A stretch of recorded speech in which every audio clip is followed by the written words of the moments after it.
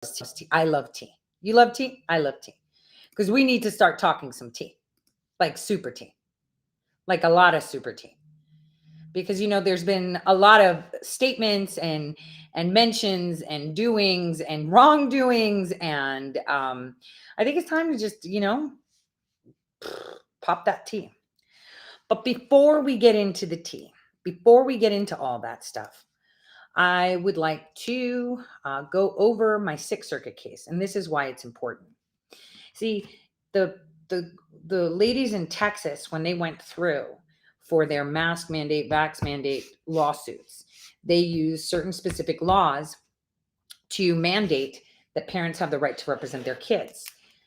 But I went in with the 1983, which is one of the most difficult. In fact, most of the case law made to disallow parents from representing their children ever was based on that.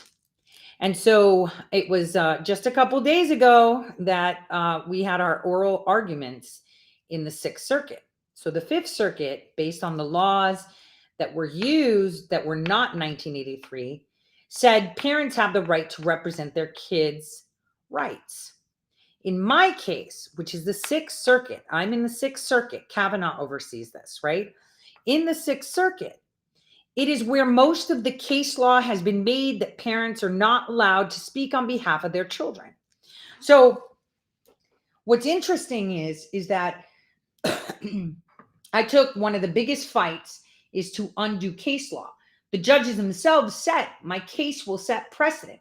Now, there's a lot of outcomes that can come. Personally, I would appreciate if the Sixth Circuit came back and said, fuck no. We're going to uphold what the federal court said to Tori, and she can't represent her kid, so masks are happening. Now, there was a lot of misinformation stated by the counsel representing Mayfield City High Schools talking about the mask mandate. He forgot one key aspect of it. When I filed it, I said that they're pretending to use healthcare, but in fact, they need to mask and vax the kids in order to get over $3 million. That was the premise of my lawsuit that I filed in 2021. It's 2023. This is how long it takes, right? They drag their feet. So in 2021, I had filed an injunction. I wanted to get a temporary restraining order against the Mayfield City High School because the superintendent came out and said, everyone's wearing masks, didn't console anyone. They had like YouTube videos telling people that that's what's happening, but no comments were allowed. Weeks later, they allowed comments in. But the fact of the matter is, in order for them to get the money, they needed to do that. And they lied and said that they were doing it for healthcare reasons. And it turns out throughout my case, and as the months went by, as I'm sitting there waiting at the federal court for over a fucking year to get this done, the federal court comes back. I sent the paperwork from the Department of Treasury that said, hey, in order for them to get the money, here it is, they had to mask the kids. So that was my argument, yet, as you will hear, the attorney for the school didn't state it. But as you will also hear, the judges were appalled that, I wasn't allowed to represent my kid in a scenario where it's a TRO, where I'm seeking a temporary restraining order, because that's unacceptable, because the high school was saying, oh, well, she can ask damages after she's 18. So after the damage is done, the kid's coming in. Wait, we'll address that too. So I wanted to start with that so you guys can actually hear what we've actually done. Because considering the Fifth Circuit in Texas did it, depending on where you filed your case in your state, under what laws you use in regards to federal civil remedies, yours can be resurrected almost immediately. And I know in the state of Ohio, we have at least 10 cases that were filed and were dismissed. Mine was the only one that went through, which was bizarre. So now here's where we come to it. And there was a mic drop by Warner, I have to say, who, as you know, is suing Pfizer. And as you know, Brooke, who's his whistleblower, is being deposed by the FBI this week. Pretty interesting. But let's listen to the case because it was streamed live. So I don't know how many of you heard it. Here we go.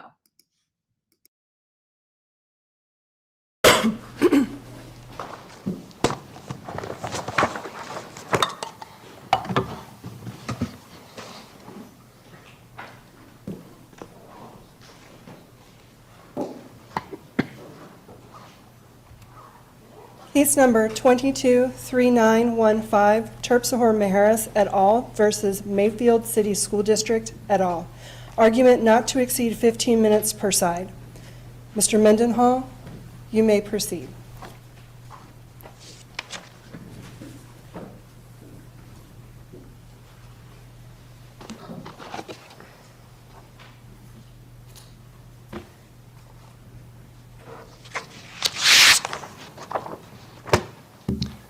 Thank you. May it please the court.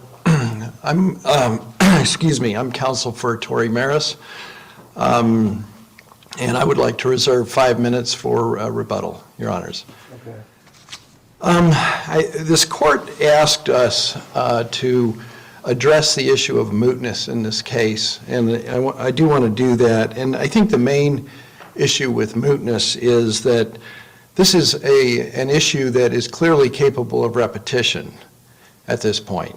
And we have seen government, just due to a pandemic, really exceed its bounds at every level, local, state, and federal.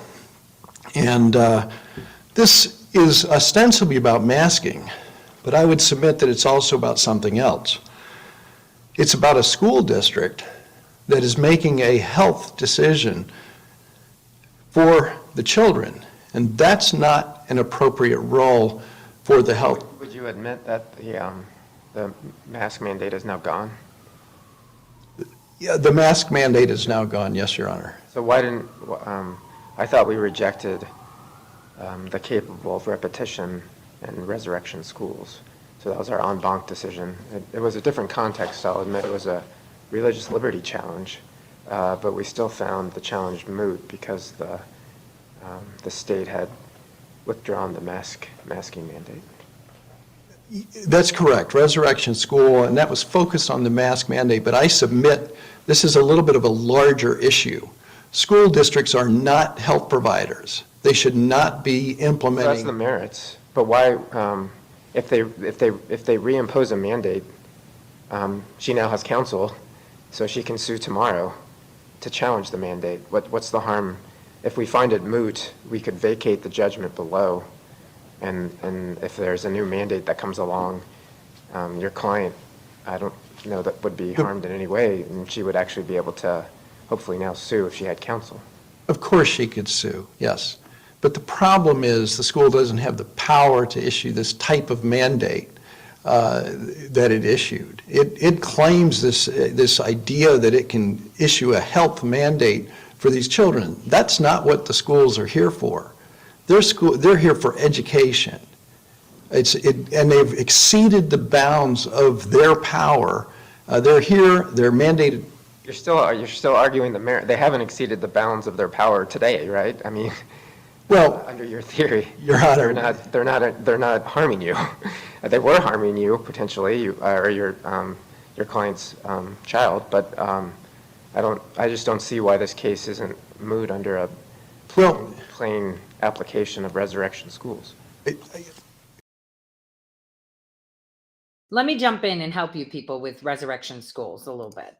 So you understand in Lansing, Michigan, right? Lansing's resurrection school and two parents who sought an exemption from the mask requirement stipulated by the Michigan Department of Health and Human Services during the academic year of 2020-21 filed a lawsuit.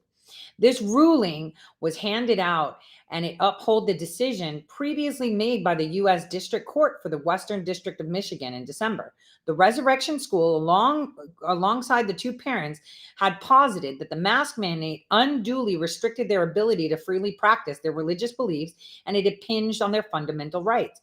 They argued that the imposition of a mask rules during a stated academic year represented an overreach, which was a direct contravention of their constitutional rights. However, it's worth noting that the court actually ruled to block the injunction had minimal immediate impact, as the state of Michigan was not currently enforcing mask mandates in school. Furthermore, they stated that it has no intention of reimposing a new mask mandate in the near future. That's what the Michigan Department of Health and Human Services said. Now, this is 2021. Remember, I filed my case in 2021. So now he's saying they haven't put the masks back so she could sue. I've said this before and a lot of people mock. I'm not doing this for me. My daughter turned 18 last weekend. She quickly finished high school a year early because of the harassment she received. Keep in mind, my daughter was not allowed to participate in any sports because she didn't get the vaccine. She was constantly chastised by her teachers for not wearing a mask. She was forced to wear it at least on her chin. She was forced to do that to attend school. They would tell her that she was, what's it called? In truancy. Guys, she was away for training with the Marine Corps when I got a call from the court because the high school chased her down for truancy. And I was like, well, that's weird. She's not supposed to be in school because she's at fucking boot camp. So again, what people don't seem to understand is that this was me filing a case because I had a minor child in school, not for me, but for the parents that can't fight, the parents that don't know how to fight, or the parents that are too scared to fight. Every single parent out there that filed a lawsuit pro se did the same thing. Because as you will hear, the lawyer and the judges in this first half are like, she could have gotten a lawyer, she could have gotten this, then the tune changes. So I want you guys to pay attention to what the real deal here is, because if you want to litigate parental rights, and the president even mentioned it, damn, it's funny how the people have to fight for parental rights. You know, nobody gave you guys the time of day when you did this pro se. They laughed at you. They were saying bullshit like, you're going to destroy the court. That was actual disinformation, because this is where we change things. Remember, our Texan women, right? Mama bears down in Texas brought it home through specific laws. I used 1983. It was highly specific, and this is why. So it took years to get this on the docket for the Sixth Circuit, saying, well, it's moot. Fuck you. It's not moot because it's repeatable. And this is where we're going with it. And just so people know, this is where I spend the majority of my money, on lawsuits that don't directly benefit me, but benefit our nation. This is very important for all of us to understand how important it is to have rights for our children. Rights to represent their rights. Your school employs people that have gotten child development training and a year of math or a year of English, and they're supposed to be educating your kids.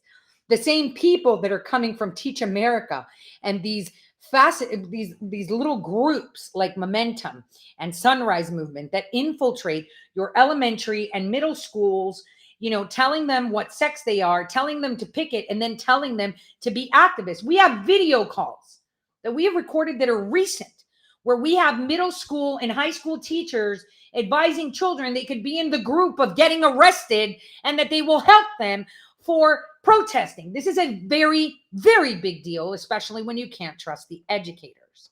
So, continuing on, take a listen. It may upset you, but wait for it. God always slides his hand right in when it's needed. First of all, Your Honor, with all due respect, I do think there are problems with the Resurrection School case. I mean, it's an en banc decision. It's binding on us. I know, and I think that decision does need to be appealed, because the defendants in these cases Would you need agree to. it's binding then, and then you can preserve any? It's binding, and it does need to be preserved. But that's why I'm arguing this is a little bit more than just a mask mandate. It's the adoption of power that the school hasn't reneged on. It claims to have the power to make health decisions. They need to stop doing that, and they need to completely renege on that power and say it absolutely will not happen again. The burden of proof is on them to prove they won't take over these kind of health related activity in the future. They haven't done that. The burden is not on my client. It's not on my plaintiff's side to prove that they'll do it again. It's on the other. It involves masking. I'm sorry? The case involves a masking mandate, right? Yes. I mean, would you be looking to this court to make a declaration that schools don't have any authority to make any decision that relates to health? To an extent, Your Yes, Honor, yes. Schools are not public health departments. They're not hospitals. And in fact, in the state of Ohio, they are not health, we are not required to go along with health systems. These schools are acting like health systems, which they are not. And under the Constitution, Do you think we're health, so we should use our own medical judgment to trump the school's medical judgment? Do you think I have a lot of medical judgment? I went to law school because I can't do math, so. no, Your Honor. I don't think the schools should be making that kind of medical judgment. The answer is they shouldn't be making the medical judgment. That's not who they are. They're here to educate our children. They're not here to make general policies about whether a mask works or doesn't work. And then I'd like to move on from that unless there's some other questions. The other issue is that my client had her own personal rights to enforce the care of her child in wherever that child was. So she has a personal right to raise that child. She has a personal right as well to participate in the process that school laid out, to engage in the argument and the debate about what those policies are. This issue of whether a school acts like a healthcare system or not should have been debated. This issue about if they are a healthcare system. What is are you saying she has her own claims and is raising her own claims, or she has the right to raise the claims of her child? No, Your Honor, there's two things going on here. She did raise claims for her child, but she also raised her own claims. She raised due process claims. She raised parental role claims, that she had a right to vindication. The judge in this case down below said she didn't raise any of those claims. If you look at the introductory paragraphs of the complaint, they're right there. I understand you raised a procedural due process claim about not being able to speak at the board meeting where they adopted the policy. But then, like, the next paragraph, it suggests that she was able to speak. So I guess I don't understand. Your Honor is mistaken. The policy was adopted unilaterally by the superintendent and not the board. That's part of the problem. That happened about a week before. I was just, maybe I'm misremembering your complaint, but I thought your complaint said there was a board meeting at which they... And I admit this is getting into the weeds, Your Honor, but at the board meeting, the board said they would review the mask policy every week. But the superintendent had previously implemented the policy without public input that's required by the board regulations. So they never got the public input. And then the board did, I guess, consider that policy, but never allowed Tori Maris a chance to address it, present her expert testimony that she had paid for, and challenge this health-related policy, which she claims, and I agree, is inappropriate. So that's the point. This policy was implemented without input from the community, So without input from the parents. So my understanding, so your point now is that the board meeting itself was just pro forma, and it wasn't about her inability to speak at the board meeting. It was just that they violated procedures in enacting the policy. 2 points. A, they violated the procedures because the superintendent enacted the policy about a week before of mandatory masking K through 12. Then they set up a meeting where the board said it would review the policies. She attempted to address the board before they reviewed the policy and wasn't allowed to. She was finally allowed to have some input following the board reviewing the policy. But that was just merely a kind of a ministerial action. It wasn't, When you say following the board reviewing the policy, are you talking about the hearing at which they approved it? No. You're talking about after they, and not following your timeline? The way the policy was set up is the policy was implemented by the superintendent Right. previously. And there was a statement in the communications that the board would review that policy on a weekly basis. I imagine they were looking at things like, incidents of COVID in the community, what was happening in the school, things like that, so they could have input, I imagine, in terms of whether that policy should continue. But the board didn't implement that policy in the first place. From my understanding, it was the superintendent who Right. implemented it without public input. But when was she heard?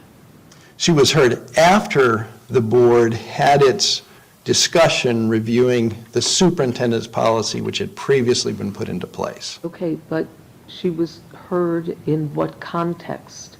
Was this an open review? It was outside of the context of the board review of the superintendent's policy. It seems to have been something that was ad hoc at the end of the meeting. At the end of a meeting? Let me explain what's going on here. So the judges are trying to find, why I hooked onto this. See, a lot of parents missed the mark. And this is why I jumped on it and I thought this is an opportune time. This is where the superintendent dictated that everyone's wearing a mask. End of story. There was no board meeting, no school board meeting, nothing, no input. They said, we're going to review the policy and kind of see if we're going to continue. I sent them, I want this to stop right now. You are not going to be doing what the media says. This is not good for their health. This is bad for their psyche. These are developing children. They're not seeing each other in the face. This could be bad for deaf kids. This could make their faces break out. I mean, this is causing anxiety. It's causing fear. And I got that. Boom. I slid in, and that's when you see me weeks later being allowed to speak to them and say, hey, by the way, the guy that sits on the school board also sits on the Ohio lottery. Isn't it curious that when the governor of Ohio did a lottery for kids to get the vaccine, that the winner came from the school district where that loser that works for the lottery sits on the board? Pay attention. And the fact that they had over $600 million in money from Cleveland Clinic, Google, and get this, open fucking societies. Again, the way God punks me sometimes, it's like I'm picking a school for my daughter because she had to change her school because of Alex Jones and Caitlin Bennett. She was being harassed for being a victim. And so I had to change her school, and I looked for the best school, and that was the best one at sports because Phoebe's really into sports. Right? That was the best one for education. They were teaching second languages. It wasn't a loser school as far as what type of education they were providing. And the school district itself has a trades school on its own for, developing, blue collar jobs. So I was like, this is the perfect school to expose corruption because this had never happened before. So I honed in on that slide in where, oh, hold on a second. Your policies say that I have to be part of this. You just violated your policy with authoritarian because you're funded by the fucking Cleveland Clinic, which wait for the rest of the hearing here because you're going to hear a lot of disgusting things and you're going to hear the judges say, well, hold on a second. Wait a minute. So pay attention because this is how it happens. And the questions that they're asking are to specifically catch on to what I caught on, which is these guys came out and made a declaration, almost like Jay Johnson for DHS. I proclaim that CISA is now a thing, right? It was a proclamation that they had no authority to do. Remember, these people are paid by us, right? All tax dollars are used by them, and they should be utilized to benefit our communities and our children's education, right? So it's really important, this back and forth. While it's getting us into the weeds, it was the key point. It was the key point as to why I jumped on this case. And it was the key point for many of these, alleged things. Unfortunately, my case wasn't legally recorded. I think I have a recording of my case. I'm actually a pretty good litigator. I had fun. But I remember the law firm for the school was saying things like, CNN says, I was like, objection. We're not going to use media. We're using facts. Objection. I would object every time they said social media or CNN or The Who. And it's like, The Who is a foreign entity. Objection. And I kept saying that because I was like, they're just doing it for the money. It's not about health. Just doing it for the money. I kept saying that. That's all recorded. That's why my lawyer is like, no, you should read the pleadings, because if anyone actually read my pleadings and all the others that people filed, they were pretty specific. But take a listen to how this case turns. At the end of the board meeting on the 25th. Okay, and that occurred after the board approved it, but This is what I'm trying to find out. Yeah, the board, listen, the superintendent implemented the I policy. understand that, but then the board at some point, Had a discussion, this is what they called it, a discussion of the superintendent's policy. and then they left it in place and They- said they would review it weekly. And at the end of that meeting, that they left it in place, she did have a chance to address the board. Yes. So when were her procedural due process rights violated? That's a very good question. I think the procedural due process was violated when the superintendent implemented a health policy without taking input from the public. Okay, And that included Tory Maris. okay. Can I ask you real quick before you sit down, just switching gears to whether your client has the right to represent her child pro se?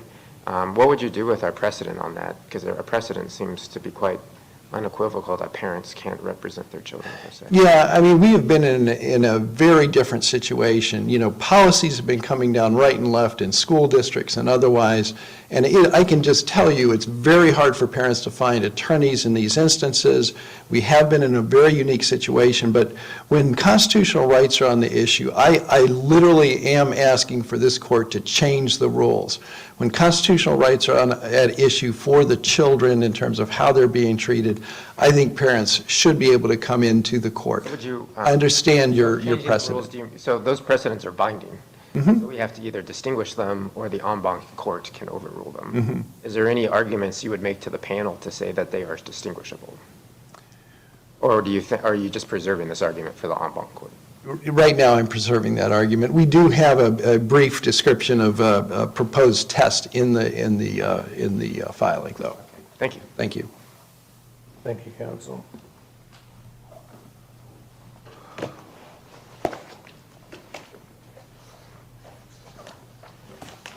May it please the court, my name is Thomas Fair, and I represent the appellees, the Mayfield City School District and Board of Education, Dr. Michael Barnes, Ron Fernaro, Sue Grozick, Al Hess, George Hughes, and Jimmy Teresi. I'd like to start by apologizing to this panel for our failure to address the issue of mootness before today. Until this court's order on Friday directing us to address the mootness issue, we were unaware of the en-banc decision in Resurrection School. And we were also unaware until we checked in response to your order that Ms. Maris's daughter actually graduated the Mayfield schools last summer and will not be, as far as we know, in attendance at the school again. So we do believe that the Resurrection decision makes clear that the appellant's challenge here is moot, but this is especially so now because even if there was a reason to question Resurrection's application, Ms. Maris's daughter will not be in attendance at school, and so it is not capable of repetition, at least as to this family. What, the authority to issue the mask mandate or the power to do it, there doesn't seem to be any. I hope you guys heard that. He said that, Phoebe's no longer in attendance. And so this injury will likely not happen to this family again. This family, meaning my family. But he did not say that it won't happen to others. Again, that's why we're fighting the mootness. It's not moot when it's repetitive, right? It's not moot when it's going to happen again.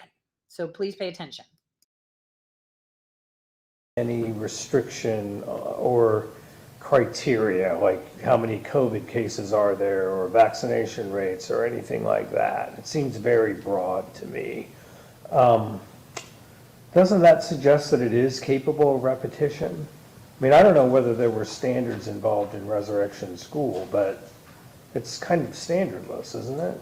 So we don't know. I mean, one of the things that we talked about in Resurrection School is, the medical landscape is changing, but if it's not tied to the medical landscape, then why wouldn't it be capable of repetition? It certainly is tied to the medical landscape, I think, Your Honor. The background and all the authority, as was recited by the trial court, specified that this all came out of orders from the Ohio governor and the Board of Health recommendations of the CDC, the Cleveland Clinic. Mr. Mendenhall discussed the What fact that about the authority that the board itself has? Are they, I understand that they may look to those sources for guidance, but I mean, is there an actual document or statement? I mean, the policy manual seems to not have anything specific in it. I'm not aware, as I sit here, whether there's specifics as to every policy that the board might order or might issue. I do believe that there is, and that also is not something that was raised below. The complaint below and what we addressed below and what the district court dealt with below was a specific complaint that this policy was inappropriate. Yeah, no, I understand that, but mootness wasn't raised below at all. So we're in the realm of not really talking about things raised below. Let me ask you this. One of the things in Resurrection was the idea that any masking policy later would be different than the masking policy that was in place at the time this case came up. And I'm curious, in this case, it appears to me, based on the authority and some other things, that it probably would be a similar masking requirement if it were ever necessary again. Is that right? I think that what Resurrection said, that I would agree with, is that because of the advent of the vaccines, it is unlikely that it would be the same. And there is certainly nothing in the record here to suggest that either the Mayfield District or anybody else has an intention to implement a similar policy. What is the status of how you're monitoring COVID cases now? Is there any monitoring going on, or any possibility that if it reaches above a certain level in terms of outbreaks in the area that you might, is there any guidance with respect to this, or is it just? My understanding, and this is outdated, Your Honor, is that at the time they were monitoring, the Cuyahoga County kept track of cases in the hospitals, and that when it reached certain levels, that would be triggered something in the State Department of Health, and that they would take direction from the State Department of Health.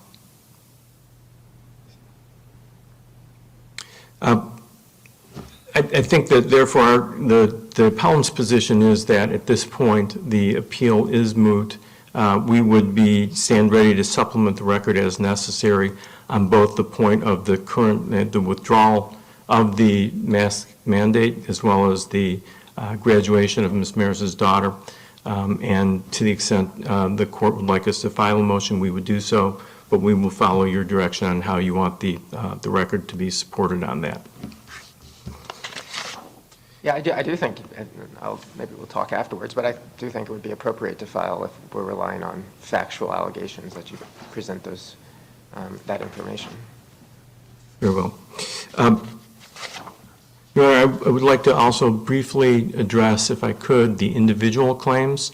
I would say that the description that I heard from Mr. Mendenhall of what went on in the Board of Education is something that doesn't match what is alleged in the complaint. The complaint is very specific as to the policies that were out there that were supposedly not complied with. None of this was discussed. I think as Judge White pointed out, it's very clear that Ms. Maris did have full opportunity to speak. There are several decisions by this court affirming that providing a limited amount of speech regarding school board policies is sufficient, that there is not an unbridled opportunity to speak, especially within the confines of a school board building. Oh, was that permitted after the decision had been made? Is it permitted? No, is she correct that when she was eventually permitted to speak, it was at the end of the meeting and decisions had already been made? No, I don't believe that is correct, Your Honor. I think that what happened was that there was discussion for anybody who wanted to speak. Actually, that is correct. That they made the decision and then they allowed me to speak weeks later. If you remember, it's on video. And on top of that, I had put together how they announced it with no comments allowed from the public on YouTube. And so this is where I honed in on. You just made an authoritative decision violating your own school's policy, right? And you didn't allow me to speak. In fact, when they were discussing it, we weren't allowed to speak. When they were reviewing the policy that was already in place, we weren't allowed to. I was allowed to later, and a bunch of people went there, but they had a bunch of people from the Cleveland Clinic with 50 masks saying how important it is to keep them. And they kept them. Again, it's about money. The facts are facts. So if the court, the one judge saw it, no, you're wrong, and they're having a debate, the other guy probably missed it, because the facts are there. So it'll come out because now they have to read it. But wait, it gets better. At the end of the meeting. She and other members of the community did speak at that time. The recommendation had been made by the superintendent, but following that meeting, the school board adopted it. So it was so I think your friend on the other side suggested that the superintendent did not make a recommendation and that the superintendent imposed an edict. And That, I do not believe that to be the case, and certainly not what's reflected in the That's pleadings. exactly what happened. Well, switching gears to whether parents have a right to represent their children pro se, I do find it somewhat concerning that do children just not have pro se rights? That seems to be the implication of if there is a categorical rule that parents can never represent children. It seems to me that suggests children just simply do not have pro se rights because they can't represent themselves and their parents can't represent them, so they can only litigate through counsel. And I guess that's somewhat concerning to me. I do think that the jurisprudence in this circuit makes clear that there are certain situations where it is permitted and certain where they are not. I think the existing decisions certainly say that 1983 cases cannot be brought by pro se parents. And there are opportunities for parents to obtain counsel on these kinds of issues. They have done so in the past. Many of the mass cases around the country have been brought by counsel.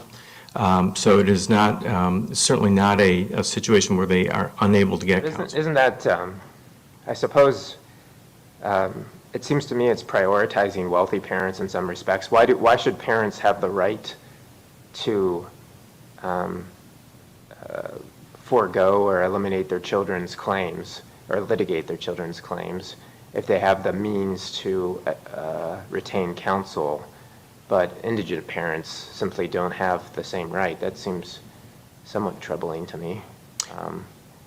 Especially, I mean, you could say, well, the child could wait till the age of majority, but if it's an emergency situation like the facts of this one where they're seeking an injunction, I don't think that is feasible. And then I suppose your response was, well, everybody can get counsel, but I mean, obviously she didn't until appeal, so I guess this is the case that proves that that's not true. I think just the opposite, Your Honor. I think the fact that she did get counsel proves that she could have gotten counsel. I don't know that she ever tried. Certainly the record doesn't suggest that she tried.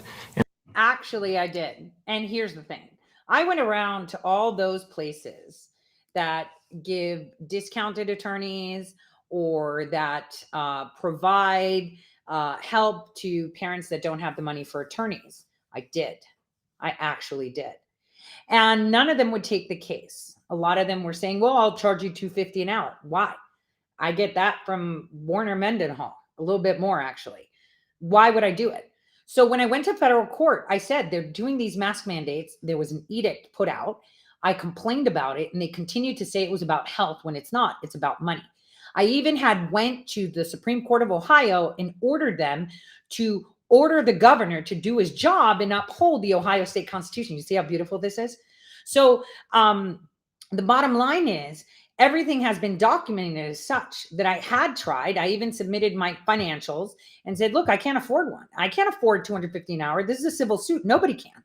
Civil lawsuits bleed through money like crazy. Ask me. Do you know what? Ask my accountant, who's like, what the hell? Like, are you like, is your job full-time litigation? And it's not just me. Many of you know that when you filed your lawsuits, I was handing out my debit card to pay for everybody else's that didn't have. So it's not like, I didn't try. I tried, and we all did. And that's the point. Now here we're getting to the crux of it, because when we go down to the federal court, that attorney who has no idea what the facts are because hasn't been reading, right? He should have been more attentive to the details, because if they kick this down saying I had the right to represent my kid, they're fucked. Because now we get to litigate Article 1, Section 21, which is a violation of my 1983, rights and my daughter's. So they're fucked. So right now, I just want to show you how you build boxes at the right opportunity. We want to have rights for our kids, but we also want to ensure that these schools will never do it again, especially when it's financially driven. It's another thing when, you get sirens of a nuclear thing and your kid gets stuffed in a closet. You'll be upset if they stuff your kid in a closet. But if it was a last minute decision because of some unforeseen circumstance, you'd be like, whatever. You temporarily violated my kid's rights by throwing them in the fucking closet, but it's because you tried to save them. Or for example, hey, we've got nerve gas going through our ACs and we told everyone to wear gas masks. I'm not going to complain about that. That was urgent. That was done on the fly for this. But right here we are, where they were getting money. You don't get this money unless you mask the kids. So the first thing the superintendent did was issue a mandate. Then a week and a half later, he decides to have a conference where parents are not allowed to speak. The school board decides we're still going to fucking do it. And they didn't allow any parents to speak after it was implemented and after their first thing. Then they let me speak. It's all documented. So, the fact that the attorney is lying to the judges is freaking crazy, because they're going to read the case. It gets submitted and they read all my pleadings from the fucking beginning. And in there, I also cited the Supreme Court of Ohio, which in an unprecedented move, and I hope I get this to the Supreme Court of the United States. In an unprecedented move, the Supreme Court of Ohio said no. They didn't say no, Tory, because this. No, Tory, we're not telling him to do his job. No, they knew that what I had hit was the ultimate nerve. Article 1, Section 21. And while people are gaslighting the rest of Ohioans corruptly and covertly telling them, well, we need to get a new bill that specifically says COVID. Sure, because now they're going to put in the flu vaccine, so they're going to be able to mandate that, you idiots. Never, ever give away more of your rights. If you highly specify something, it means only that is covered. Article 1, Section 21 is so freaking broad. It covers health insurance. It covers hospitals. It covers, walking sticks. It covers vaccines. It covers medications. It covers pharmaceuticals, masks, everything. Why the hell would you want to make another bill to amend an amendment in your Constitution that is so broad and that gives you all these rights? And this is the problem, because people are too stupid to think for themselves. People in Ohio are also that fucking dumb that they're like, we have great Republicans. Where's your fucking Republicans counting the votes? They're not. If they are actually for the people, and when they run for Senate and Congress, you know what you need to ask them? Are you going to count the votes? Are you going to observe the counting of the votes? Yes or no? And if they tell you, well, no, then they're not on your side, because they give zero fucks about election fraud, because they don't care about your voice. That is how you know, at least for the state of Ohio, who's on your side and who's not. And that's period, point blank. You get behind a bill that minimizes what's covered, you lose. We have the broadest one. So just so you understand, this is how we built this box. So they can't come up with mootness, as you'll see, going forward in the next 10 minutes of this hearing. But also, the judges are seriously considering, holy shit, she has the right to represent her kid. This is not okay. That's exactly what I want. Either way, I win. If they dismiss it, I go to the Supreme Court, because the Fifth Circuit said parents can represent their kids. So I go to the Supreme Court because it's called, what is it called? It's called a split between the circuit courts, So If a federal circuit court has ruled that a parent is allowed to represent their child and remands the case back to the district court, right, then the district court, which would be the federal courts, would then have to go in accordance to the ruling, right?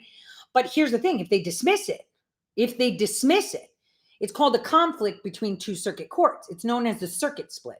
A circuit split can be one of the factors that makes it more likely for the Supreme Court to decide and hear a case, as resolving conflicts between lower courts is one of the roles of the Supreme Court. So in essence, I already have that the Fifth Circuit said parents can represent their kids, period. Now, if they come back and say that I can't, go straight to the Supreme Court, because then the Supreme Court will be like, well, hold on a second. And this is where we litigate all of it. For me, I hope they say that I can represent my kid, right? So that's one right there. That's where we change it all. We change the law of the land forever by going to the Supreme Court. But also going to the federal court opens up a different can of worms for these fuckers, right? So we get what we want. If I lose, we get what we want. We go to the Supreme Court and we get it done. Here's how my boxes work. Now, if I have the right to represent my kid and it goes to the federal court, now we get to litigate the facts. And the facts will be, hey, you got paid. That's what I said. You lied. You said it was about health. You're monetary driven. You harmed all these kids. Here's an email from the dive team of Mayfield City Schools saying that the Cleveland Clinic is offering free myocarditis testing for all the students they fucking forced to get the vaccine. I hope you're paying attention because I have that email. In fact, I responded to it and one of the parents got back to me all bitchy. You shouldn't say that her kid has carditis. I don't give a fuck. I told you guys you're excluding my kid to get this vaccine. You don't know what's in it and you're giving it to your fucking kids and they're going to get sick because this is an experiment, and they all laugh. Now they're all getting free myocarditis tests, and they're like, you shouldn't say that. Yes, I fucking will. Because when I told you, you mocked. When I told you, you blocked my kid from actually completing any and experiencing school. The federal dollars you get for my kid to experience education, she was not able to enjoy. There's my fucking claims, all right? So bottom line is, I responded. I have that email. One of them got me, that's not right. It was so-and-so's son has it. Well, yours probably does too, because you vaccinated the shit out of all of them. So if we go to federal court, we get that heard in a federal court that they overstep. I've already mentioned DeWine in the Ohio Supreme Court. We dragged that bitch in. We litigate Article 1, Section 21. They're fucked. Either way this case goes, they're fucked and in a box. And we, the people, will pursue the shit out of it. Again, this isn't about me. This is about our kids. And if they're allowed to make these decisions and don't have us part of these decisions because they get $3 million, and I submitted that. That's actually an entry in my case that I put in freaking months and months. I think it was like February 2022 that I submitted it. You know, where it's like, here's a treasury letter that says you don't get shit if they're not fucking masked and vaxxed. It says it. So the bottom line is, whichever way this court goes, we win. This is how you win. You create a box and you put them in there. And then you're like, all right, well, I'm taking this argument. You violated your policy, which means you had something to hide, which means health wasn't the motivator, which means the parents weren't your first choice that fucking employ you and pay your salary. You just did it. Who gave it to you? $3 million did it. See, this is how it gets it. And you're going to hear the judges say, this is going to set precedent. But wait, it gets a lot more fun. Listen carefully.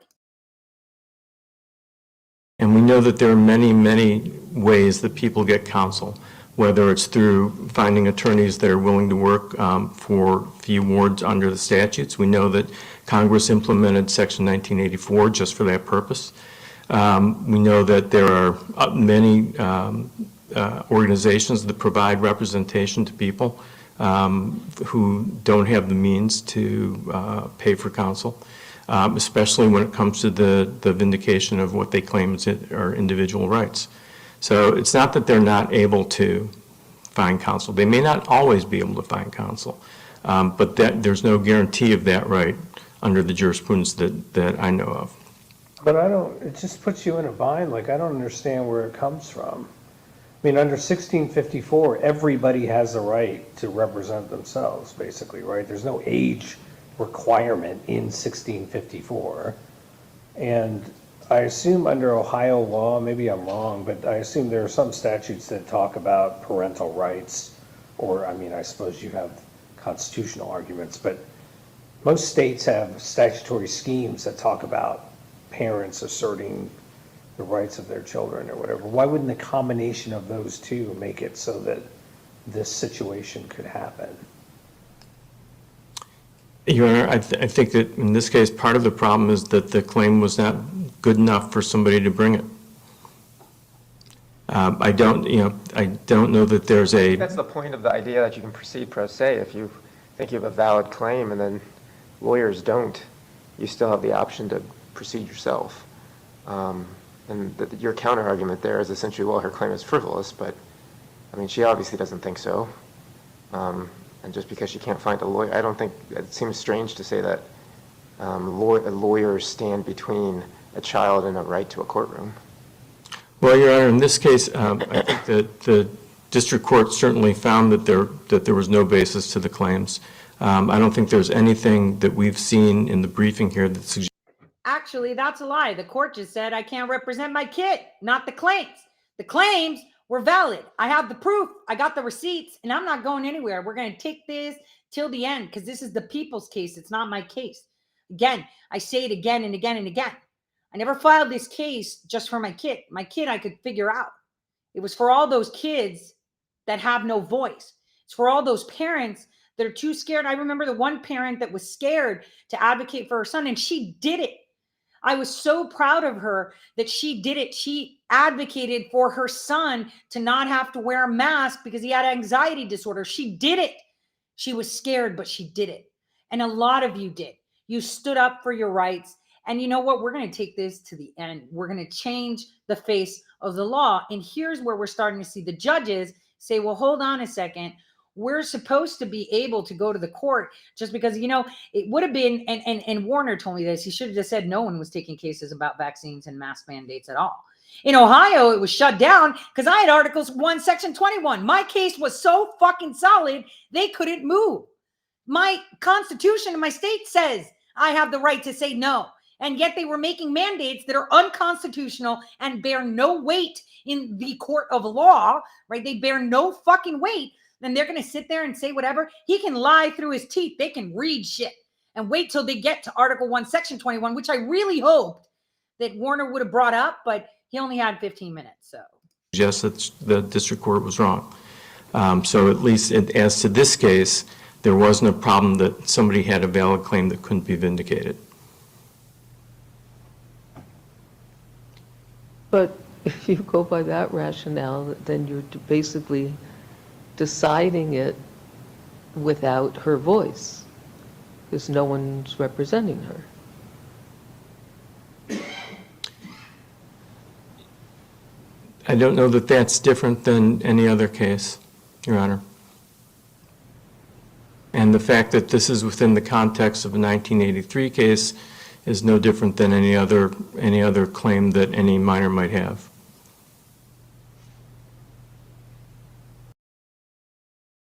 did you hear that? The lawyer said that's too bad.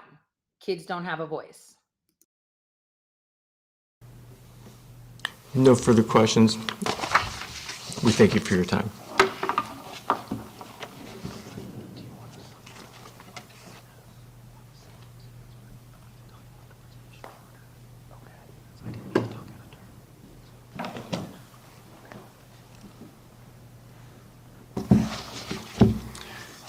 Thank you very much. Can you start by, do you admit the child is no longer in? Yes, she's no longer in school. She has graduated. But the effort has taken 2 years. You know, one of the issues is when you bring these claims and you engage in these fights, I mean, you know, my view of this is you deserve the right to be vindicated. And it's not just for Ms. Maris, it's for the other parents that are also concerned about the overstepping of the bounds of this school district. And we need to provide a salutary response to these institutions exceeding their bounds of their power. And that's what's happened here. I did look in the complaint. And the way that it is phrased is on paragraph 38. It looks to me like the superintendent made the mandate. There's another page, it's page 37, and we cite to August 4th, 2021. He had a recommendation at that time. And then on paragraph 38, then he institutes a mandate. And you can see how then there is a statement that they'll have a review at the board meeting. But the mandate was instituted, in my belief, and by what I know, and by what the complaint claims, is by the superintendent. So she wanted to have input before anything like that would have been instituted, in part to point out that, A, you don't have the power to do this, and B, even if you did have the power to do this, it's completely ineffective. That's the evidence that she brought to the court. And C, she's the mom. Well, And you can't,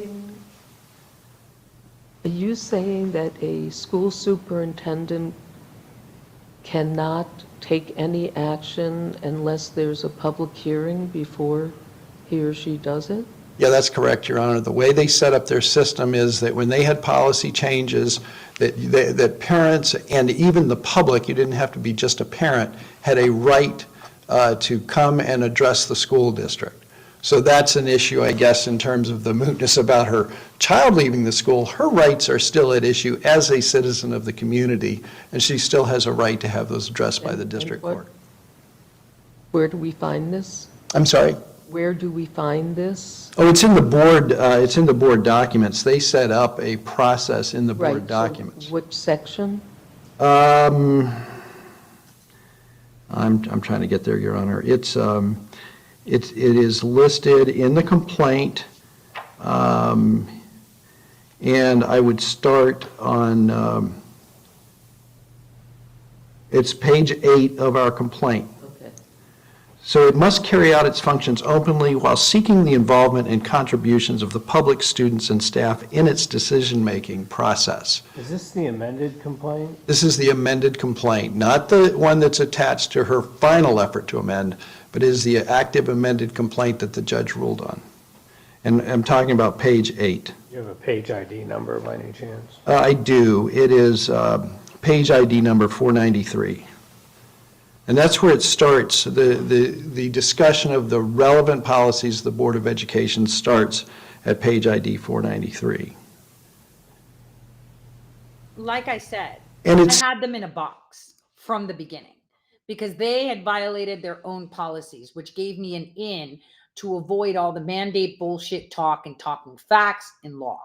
That is the way it happened. And so, you know, when we find the right opportunity to tackle and hone in, again, we have to have targeted laser focus, right? And the fact that most people that filed the cases in Ohio were instantly dismissed, they get to resurrect all of their cases and they get to get their money back and they get to ask the judge, you know, why did you dismiss it without reading it? This is in the Sixth Circuit and it came back to this. Now you got to hear it. And now we're going to have all the fucking cases in Ohio be heard if they decide that I have the right to represent my kid. And here's the caveat that I'll tell you at the end, which is something they didn't expect, but I did. says that board policy, I'm moving on to page ID 495. Board policies and operations may originate from students, community residents, employees, board members, or civic groups. And it's supposed to have a careful and orderly process when examining these policy proposals before board action. That's what they didn't have. This superintendent just issued policies saying, hey, I'm going to rely on the World Health Organization. I'm not sure that we were even a member of the World Health Organization at that time. And then he says, oh, I'm going to rely on the state of Ohio. Well, there are numerous challenges at the time to what the state of Ohio was doing because it was also outside the bounds of its power at the time. And then, oh, we're going to rely on the Cleveland Clinic. Well, okay, it's the Cleveland Clinic. Then we're talking about expertise, and my client brought expertise to the school. She had an expert report about the effectiveness of masking and about other mitigation processes. And if they are relying on the Cleveland Clinic, Cleveland Clinic just reinstituted a mask policy on its own campus. for the hospital campus. So anyway, if there is nothing further, thank you very much for hearing me out this afternoon. Thank you, counsel. The case will be submitted. And with that, I think we are adjourned. So as you heard, now they're going to review the case and decide. You know, we had Judge White say, wait a minute, so indigent, that's not fair. People that make $250,000 a year aren't indigent. I actually did the math. And unless you make $250,000 a year, right? Unless you're making $250,000, you can't afford a civil rights suit.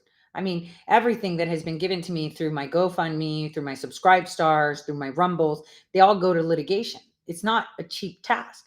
My campaign spent over $100,000, you know, in very quick local cases. Imagine this.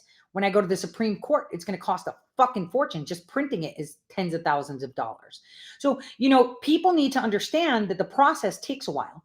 And like my lawyer said, it's been 2 years. And like the judge said, well, she should have been allowed because she asked for an injunction. But here's the better part. Phoebe is indeed 18. So when this shit gets kicked down, I'm still fighting for my rights as a parent that I was indirectly affected.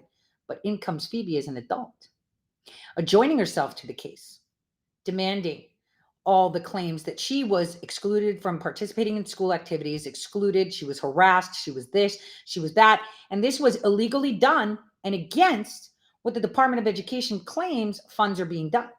So this is a very big deal. I don't think people understand that. I don't think people understand that, just how much of a big deal this is. Because this can go two ways. One, we get our parental rights and then we flood the fucking courts like crazy. Or two, we kick it back down saying I do have rights according to the Sixth Circuit in this case. And we get that relitigated all over again with the masks. And then Phoebe's going to come in and adjoin her claim, which will add not only the mask, but the vax mandates. And here is where it comes in. So I already foresaw how long it was going to take. I mean, the federal court case itself took over 10 months to come back with a decision. So we have to be patient. And again, it's not about me. It's about our country and our future generations to come that are being exposed to these mandates to subdue them. They taught your kids how to be obedient fucking slaves by telling you you're going to put it on. I remember being at the school and Phoebe was like, they were like, you need to wear the mask. And they were like, you need an exemption. She's like, I do. It's a fucking constitution. Heard my baby say that with her mouth. She was 16 at the time. She gave zero. No, she was actually 15. Right? She was 15 at the time. Right? 15. She turned 16 in 2021. Yeah. So she was 15 at the time and she said that. Constitution is my exemption. Out of here with your stupid mask. But the teachers harassed her. The teachers mocked her. You didn't get the vaccine. Where are they now? Giving out free fucking myocarditis tests. You know, it's going to be a hard road for most of our children to find partners in the future because all of them have been vaccinated. It's a big deal. It's a very big deal. Now let's take a short break. I'm going to show you guys a more fluffy intro to the Antarctica episode that's coming up soon. So I'm going to put that as a musical hiatus before we come back. Just enjoy the show for now. Your mind, connect your soul, connect your body, enter the simulation.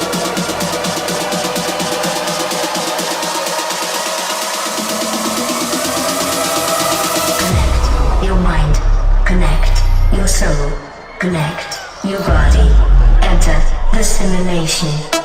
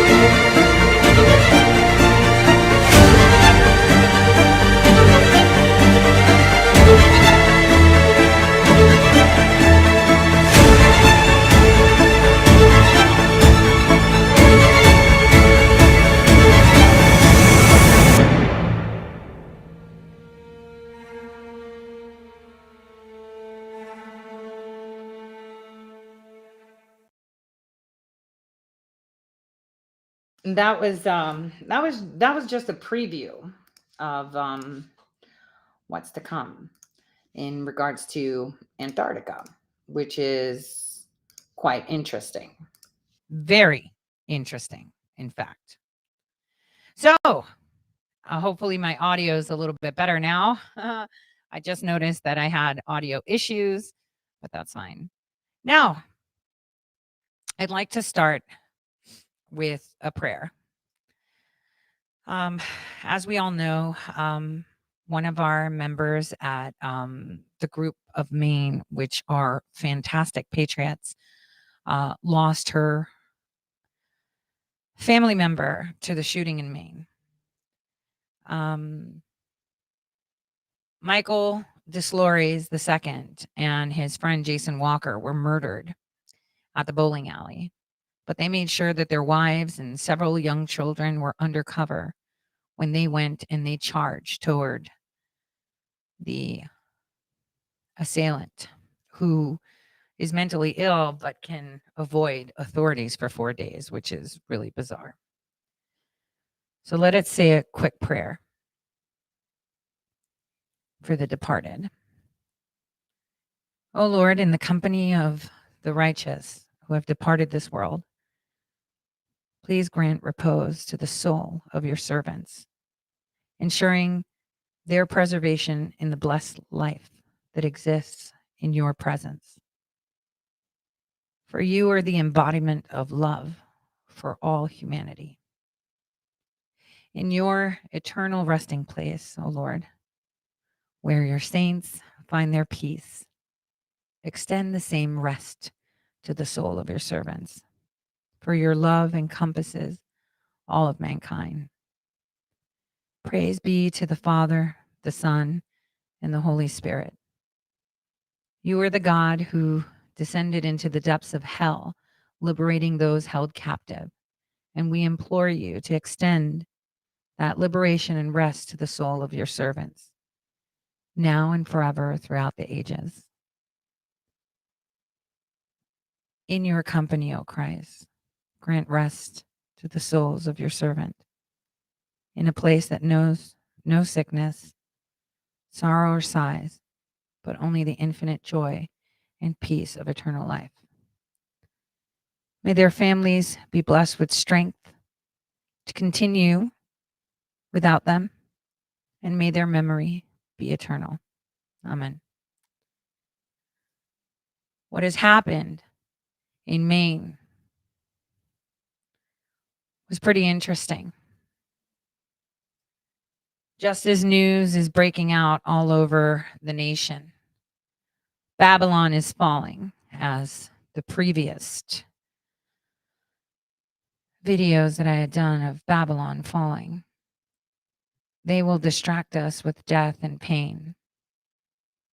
They will distract us with polarizing news and events, all to keep us from being focused, laser focused on things that matter. Again, it's extremely important to be able to discern facts from fabrication. We live in an age where misinformation and disinformation run rampant, where our perceptions are constantly being manipulated by forces seen and unseen. Nowhere is this more apparent than in the hallowed halls of Congress, and indeed across the globe on every political stage. The chaos we witness in Congress and in the governments around the world is often purposeful, serving as a distraction to divide and conquer. It's a calculated maneuver designed to keep us preoccupied and confused so that we don't see the true machinations at work behind the scenes. By keeping us in constant state of turmoil, these forces hope to weaken our resolve and ability to fight back. But fight back we must. For in doing so, we reclaim our power and our agency. We must recognize that we are the architects of our own reality and that we have the power to shape the world in our image. If we want to see a world that's just, equitable, and free from the chaos that currently reigns, then we must demand it. We must hold these alleged elected officials accountable, and we must be relentless in our pursuit of the truth. It's not an easy task. It requires determination, vigilance, and most of all, a strong moral compass. It requires us to be critical thinkers and to question everything we see and hear. It requires us to be active participants in our democracy and to use our voices and our votes to affect change. And most importantly, requires us to recognize that we're not powerless in the face of challenges, and that by standing together and demanding better, we can and will create the world we want to see. What was that saying? Be the change you want to see, right? Well, the time for being passive is gone. You're supposed to be acting now. We must be changing what we want to see in the world. We must never, ever back down in the face of adversity. In fact, we should be like, I want to eat it for lunch. You must be the change you want to see in the world. So let's do it. Why aren't you doing it? You know, we're talking about gun control, right? I told you they're coming for your guns. The debate about it is so polarizing with strong opinions on both sides. Some of them are people that have never held a gun. Most of them are the ones that talk about guns like that. But it's crucial to recognize that the heart of the issue is not the guns. What have I said? It's the people. We have a culture of violence and desensitization. Remember, they had unpersoned you for not wearing masks. You were being beat up at Bed Bath and Beyond, and people were like, you should die since you're not wearing a mask. You think that they won't kill you? It's a reflection of a society where hearts are fueled and filled with anger, hatred, and bloodlust, as we've seen with the war that's happening now, the alleged war in the Middle East with Israel. And guns don't kill people. People kill people. But we have to consider, how do we balance that when we know we have a fraying society that are insane?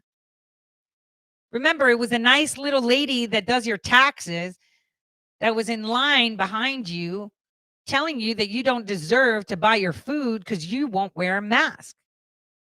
It was the young lady that was pouring you coffee every morning that refused you service because you weren't vaccinated. You were no longer allowed to drink coffee, buy food, water, or even rent an apartment at some places unless you were vaccinated. You were unpersoned. Well, what am I going to do? Go get the vaccination. Maybe we'll think about it. Unpersoned. That if you died, all those that got the vaccine and wore the mask would be partying. This is the core and the crux of the problem we have with gun violence. It is the people themselves, what's in their heart. We have created a society where people can unperson millions because they don't comply, which means they don't care if you die or if you get killed or murdered because you deserve it because you're not wearing a mask and you're not getting a vaccine. You have to understand, all these things that are against us are monstrous, right? They're really big issues that we need to tackle. And they look huge. And I've said this before. They only look like giants because you are on your knees. The minute you stand up, it ends. But we've been standing up, not together. As we have seen, we have people that are constantly deflecting and pushing agendas. We saw this with the Speaker of the House, which, mind you, let's do some tea, right? The Speaker of the House race was insane. Right? We had people shilling the fuck for likes and to be proximal to Congress, which is the most insane thing I've seen. I mean, one of those people that was shilling like crazy, I took as my +1 to a Freedom Caucus meeting. She wasn't allowed to go in there. I paid for her flights. I paid for her hotels. I wanted to get her in the room with a few Congress people to revitalize the career. It was a potato, a fucking potato. Why? Because they can tell who's actually for change and who's for the clicks for change, right? And that's what counts. We see it all the time. There was a big dispute. If you guys remember, it was over 2 years ago where I talked about how a company came to me and said, hey, if you sell us your listener data, you could pull that. We'll give you so much. And I was like, oh, that's interesting. Let me see a little bit more. So what I did was I actually asked them, well, I'd like to buy data. I'm considering selling mine, but I'd like to see, just a pool of data, of what you would get me for conservative or whatever. Can I just see it, just a sample? Guys, I got the sample. I got the sample, and the sample was being sold by InfoWars through a telehealth company, right? That was getting data from Mike Lindell's company. Remember, I told you that's why we saw Frank Speech shows on InfoWars. They were exchanging data and they were selling it. And Brandon House and Pete Santilli made a shit ton of money. And we're talking like all the PII. We're not talking like gender, sex, and location. We're talking last four of a credit card, date of birth, whatever information you provide, your emails, your everything. They were making a ton of money off of Mike Lindell. And so I had brought that to the attention of a guy that I knew that did data, Joe Altman. And I told him, hey, this is a big problem. We've got people that are monetizing detailed data, and it's freaking everything from Frank Speech and Mike Lindell's My Pillow Company, and it's being given to InfoWars, and they're the ones selling it. Now, funny thing is, Pete Santilli is the president of a telehealth company. Is it the same one that Roger Stone and Jerome Corsi created? I don't know, but they were really, really upset that Joe Altman took the reins of the data because he had his PII stripped. And so again, marketing wise, Mike Lindell could still make money by saying my consumer database is females age this and all these locations, basic shit that aren't identifying. But remember, this company that gave me the data, that gave me the sample data, is also the same company that sells your information to rock the boat. So basically, we have conservatives that are selling your data to the leftist companies that put up those voter rolls and some other shit, Act Blue databases. They sell it everywhere. It's just data to them, right? That company. But again, these were supposed conservatives. I mean, think about it. Brandon House has made a shit ton of money. He's not broke. Mike Lindell is. He owns half of his business. How did he make his money? Please don't tell me it was fucking singing. Are you paying attention? So what happens is, I did that, and now Pete Santilli, for some reason, has befriended some old friends of mine that are looking to get their equipment put forward. And so at first they attacked Joe Altman because that was a plan. Joe Altman is a data guy and he sells stuff and he did it. And the thing is, I wouldn't understand why my friends would use Pete Santilli for the meeting when they could have asked me. So there's one red flag, right? Second red flag is, they go in with Pete Santilli and then they're claiming that the guy stole their idea when he had done all that a year before. So that was bullshit. And so, and obviously it was conveyed to me that this, at the very least, could be a marketing opportunity. And I said, this is shitty marketing opportunity, plain and simple. And so then, now they're like, hey, if you want to get your product in, we got to get rid of Joe Altman. So we're going to go on the attack. And this is how it went. It was all just a ploy for them to get the data back because they need the data in order to do the texting, the emails, the funding, the PACs, the reawakens, everything. They need all that data to make that money. And that's facts. And that's tea. And you want to hear more tea? Actually, I'm going to restart my stream on Twitter and I'm going to name it. Let me edit it and say, FBI, I would like to file a complaint. I'm going to stop my feed on Twitter so that way I can tag FBI and restart it. I'm going to file an FBI grievance online. Let me just set that up right quick. Let me go. Let me see where it is. All right. Where is it? Did it update? Let me see if it updated. Trying to see. New one. New stream that started. Give me a second, you guys. I'm sorry. This is live, so I'm trying it. Let me profile. Did it not start again? Let me see.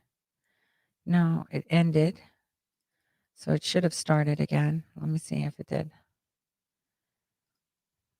Because I need to tag the FBI. Didn't start again. So let me close that. Let me see if it started again. Or if it just continued on the same one. Give me a second, you guys. Because before I say it, I want to tag the FBI in it. Oh, there it is. FBI, I would like to file a complaint. Quote, hey, at FBI.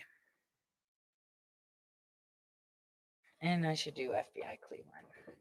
So as you guys know, back in March, I was I went to Colorado. As you know, back in March, so FBI, I'm filing a complaint. Well, it's more of a grievance. You already have the complaint. So back in March, I was I obviously destroyed Lev Parnas on a on a space. But there was this young guy named Nick Sorter who just came out of nowhere in February, going down to Palestine, East Palestine. And, obviously was there. He was on Tucker because he was boots on the ground. He got all this, attention, right? And so at some point, Mario Narfall, who is out of Qatar, reached out and said, "Oh, I want to see the Hunter Biden laptop." I was like, "Yeah, well, I'm not giving it to you because you're not a journalist. But I mean, if a journalist comes, then that's they can take a look." So I told him, "Yeah, you can come." So he did turn up, and being a gracious Tori Says LLC host, I have a hotel in my building. I booked him a room, and so the first evening, I was taking him to dinner. I was on the phone, but I quickly ended my phone call while he was on speaker, adding some person's credit card to his Apple Pay. I'm assuming funds, right? He's independent. I understand that. Someone is floating his way. Because if people don't know, Twitter Spaces were actually creating a fund to pay themselves. So people were paying themselves to hold these spaces. And in fact, I remember, all these people came out of nowhere, like that trash discourse, total asset. Because there was a conversation before that we've recorded from Spaces FBI, and I know you have it because I have it. And let's not forget, I have FBI warrants on me, watching everything I do, either for good or bad. I also have a FISA warrant. So FBI, my complaint is, when you saw a financial crime committed against me, why didn't you lock him up and round him up? I know you're just watching, but pay attention. My friend also saw this. So Trash Discourse and that guy Nick were having a conversation late night on Twitter, on their spaces, and obviously drunk as usual because Nick drinks a lot. And they were talking shit. And so Trash was like, "You're going to do this, you're going to do that." And I think they were referring to banging someone. And I did see that Nick was taking a really good liking to Millie, having spent so much time with her at East Palestine. So anyway, he came and I booked him into the room and we had dinner. And I said, "It's really late right now because you arrived so late. So I'll extend your room for one more night," which I did. So that way you can come and see it. But he didn't appear. He was up all night looking through the laptop till like 3, 4 in the morning. I was like, "Dude, you got to leave, right? Like, I got to go to bed. Like, what the fuck?" So, he was there talking, flirting, obviously, with Millie because she's pretty, whatever, right? And he went to, his room. The next day, he didn't come till later in the afternoon. I was like, "Dude, I got to pack. I'm leaving. I'm going to Denver tomorrow morning." Like, and he didn't ask me for the laptop, which was why he was supposed to come, because I would have said, "Well, you're not really a journalist." And I leave for Denver. When I get to Denver and I go to Conservative Daily's offices, the one thing I get is an alert from my no, the next day, sorry. So I left on, I think it was a Friday or Thursday. Anyway, a day after I get to Denver, I get an email from Marriott and it's like, "Here's your, blah, blah, blah for extension." Apparently, Nick Sorter used my credit card and extended the night for himself. It doesn't stop there. A day later, I get an alert from American Express that someone was trying to charge over $2,000 in some tickets or something. And the funny thing is that the card that I used, I'm an authorized user because we like to collect American Express points. So my daughter is the one that is the head of that account, even though I use that card for expenses to get miles. So not only did he extend his hotel stay for another day while I wasn't even in Cleveland, and I don't know how well the Marriott knows how he did it. He lied. There's notes. We have everything. But, also American Express got with me and had to send new cards because it was compromised that someone was using it for tickets. And so, I have all that documented, and I was hoping that he would turn around and apologize or say something, that he was stuck.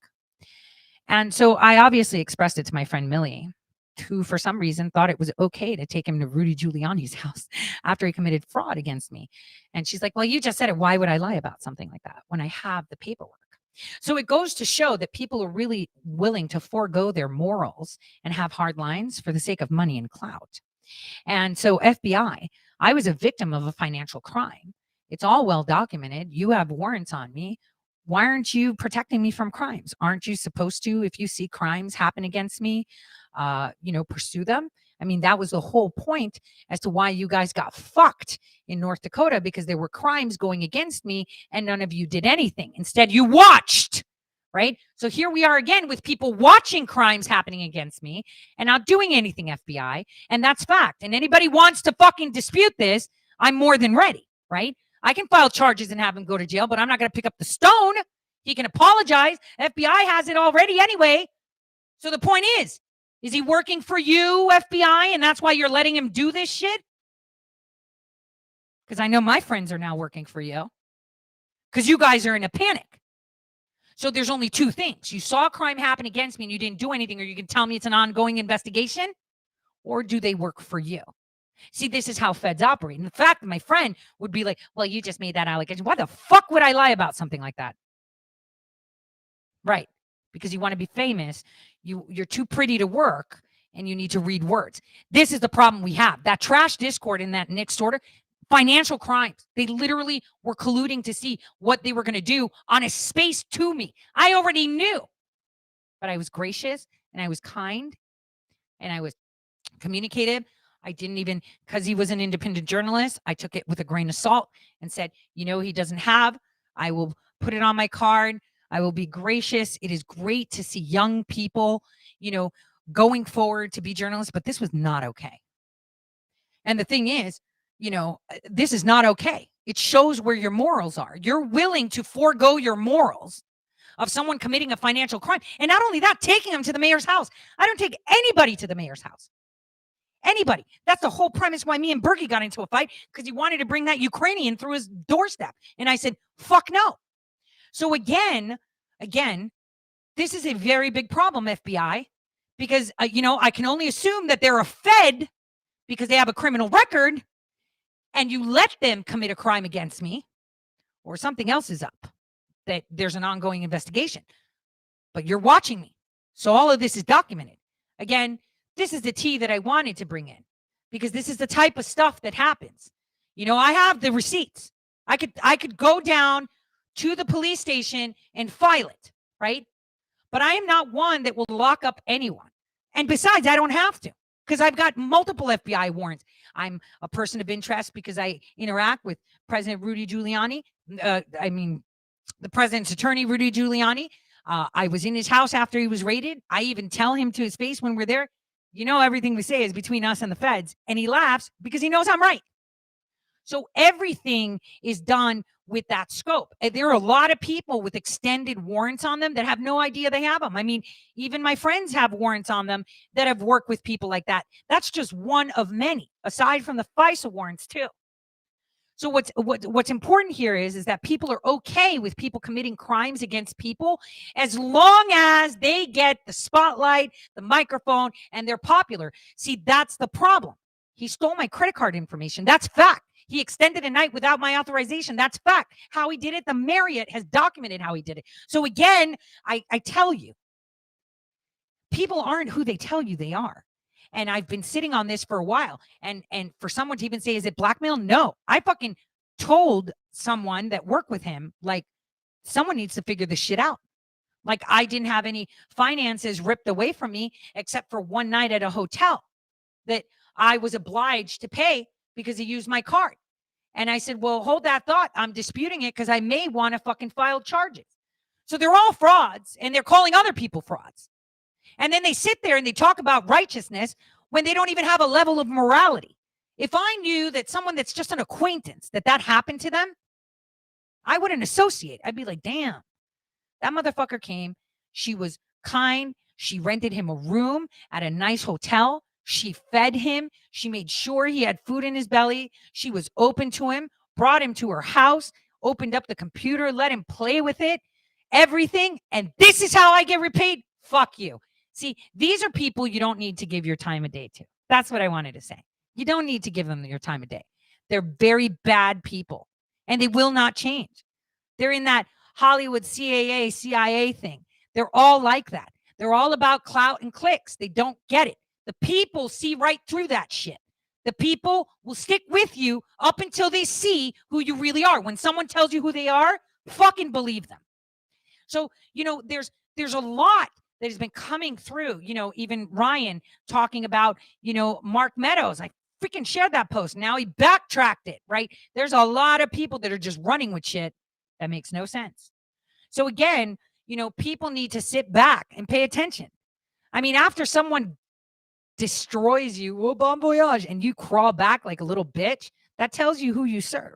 It's the dollar, not God. And that's the fact that, these people don't serve God. They serve God only if they have money in their pocket, only if what they do is right, only if this. I have zero personal life. I am constantly being bombarded by subpoenas that people don't know about. I am constantly at alert at my home. I don't feel safe, right? I'm traveling as of, late this evening for a whole week, but I will be online. Again, I have to say, money is the root of all evil. There's a fun math problem about it, but it's actual fact. People will sell their mother, and some have lied about it a lot, for $1, especially when they have been kicked to the curb because they resent goodness. No matter how much good you provide, to someone, if they're evil, they're not going to take it. They're going to see, oh, well, why are you being nice to me? I say that all the time when people do it because I know that I'm not deserving. This is how I feel. I don't deserve good, but I know my karma is paid. I'll give you another example. I've told you guys about that, trip in Florida 2 years ago where I lost an unmarked wallet with cash and it just came back to me. Well, here's an even bigger one. So my amore bought me a pair of emerald stones, very expensive, as a gift for my name day. And, it's a very heavy emerald stone. It's not like shiny. It's like a proper emerald stone, right? And the other day, a couple days ago, I lost it. It broke off my earring. Literally, one of the stones broke off. How are you going to find, something that's less than half an inch in carpet or a bed? I don't know where I lost it, right? And I remember seeing that I lost it, and I took off the earring that still had the stone on it and kept the earring that didn't have the stone. And I go to him and I'm like, hey, I lost this. And he was sitting in my studio and said, oh my God, you need to turn the house up. I spent so much. I was like, don't worry about it. I don't have any more bad karma. It'll turn up. He's like, are you freaking kidding me? He left, right? Are you kidding me? Oh my God, we need to turn that up. I was like, you don't have to do anything. It will appear. He's like, no, using the vacuum. Stop. It'll appear. And guess what? When we got back to my home, went into my bedroom and there it was. Again, that is how you know that karma has been paid. When you know it in your heart. And I say that, and see, even though I know my karma has been paid, I still don't feel deserving of things that happen. Okay.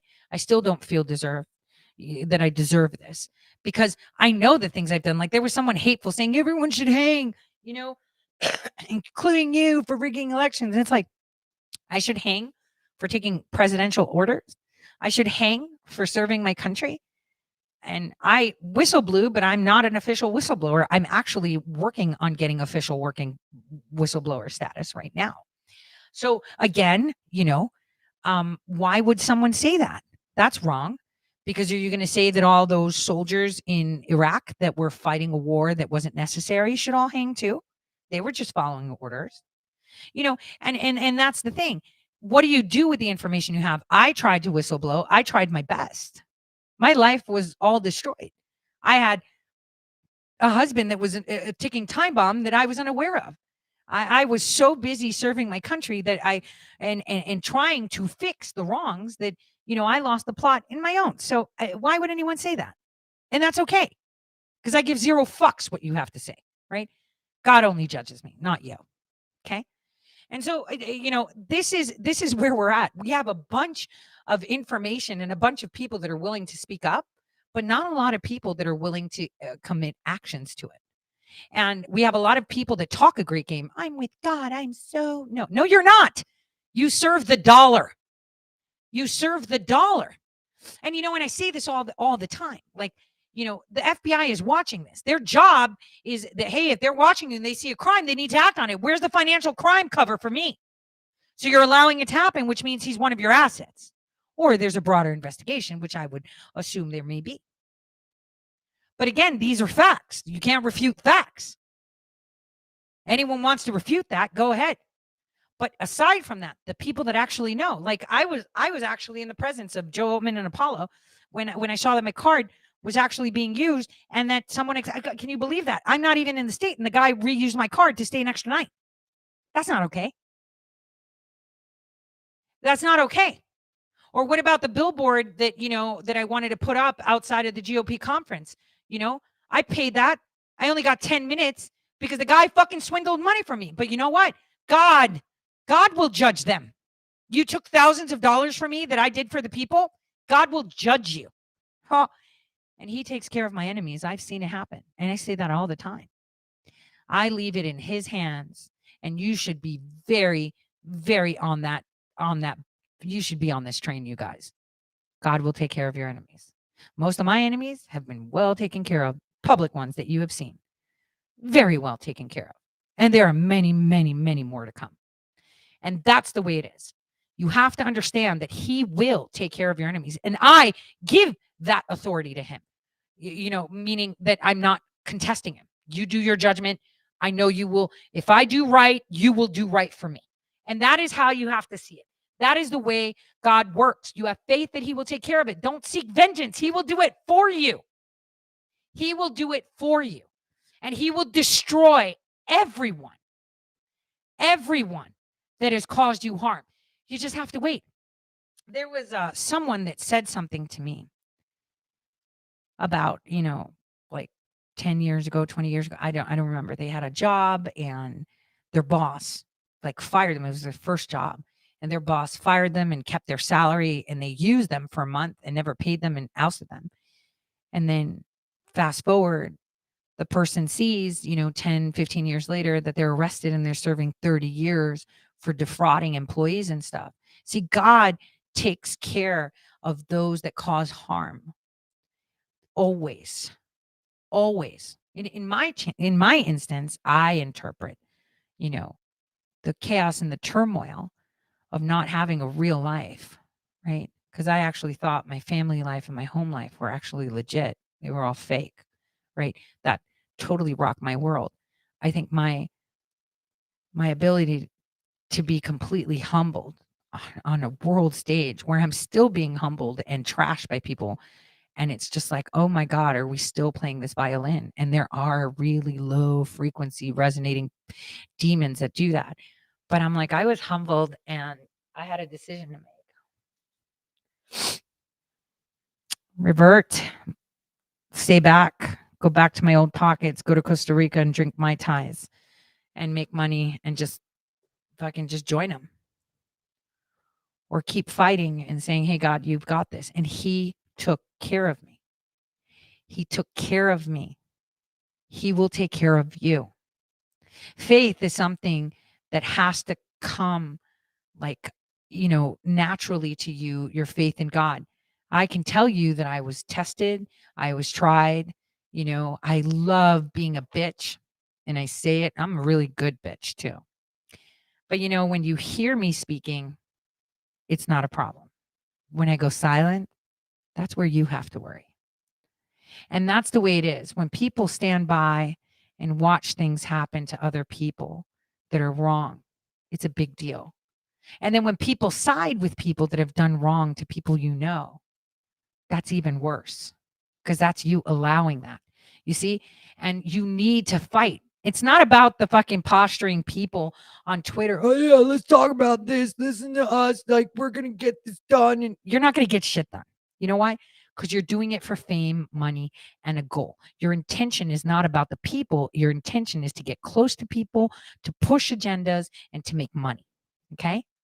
And this is why we should start having daily spaces. And I think I'm going to start that, where we're going to see the organized ones that are getting paid and have monetary funds behind them, as opposed to organic ones that actually have real conversations. Because if you notice, when you enter into these spaces, you're not allowed to opine. You're supposed to be on tangent. Remember how Seb Gorka told me that Alveda King has no fucking public office experience? What did I say? Well, that's interesting. And I shut the fuck up. I could have fucking maimed him. I could have embarrassed him, but I think it was more embarrassing by me saying, that's interesting. You see, there are ways that we can have conversations with people that are just wrong or intentionally wrong or that have hidden agendas. It's easy to smoke them out because you let them say their piece. And I think that's important. You know, like for example, what Jen and Dustin have done is incredible, right? They tried their American mission thing. They did the whole wall thing. They were part of the women. They've always been pushing to make things better and do things better and do things better. I mean, they even brought out a meme coin, CBDC Council, since we're going on the CBDC, right? So, you know, but again, they get stymied or intimidated by these other people that think they're important. They're not. The only people that are important are the people that are making change. And the only people that are important aren't, you know, posturing and pretending. You know, these are the issues that we have seen. And this is the same scenario, you know, that you see on social media is the same scenario that played out with, you know, our schools and our medical community that were bullied, right, into submission and blind eye to the fact that it was an experiment and just pushed it. You know, blind eye to the fact that they're experimenting on children that give zero fucks because they're getting millions of dollars. You know, everyone has a price. I've said this so many times before. Everyone has a price. And that's the thing. I mean, what did Churchill said?